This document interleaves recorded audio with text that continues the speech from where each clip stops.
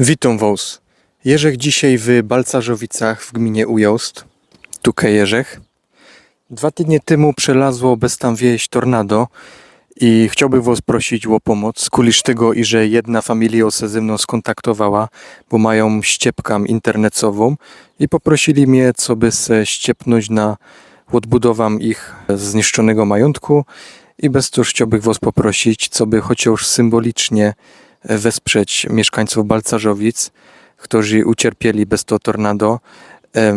Werci se nadmienić, i że tornado było festsrogie, bo zniszczyło ramnoście chałupów, no ale też 18 lodozatku jedno tornado przelazło bez tam wieś, bez toż po mieszkańcy fest dobrze pamiętają, jakie szkody mogę coś takiego wyrządzić, bez toż festiwal sproszam, co by wspomóc mieszkańców tej wioski. Ja w komentarzu dam wam link do tej ściepki, a tymczasem żegnam się z wami i pomogajmy naszym.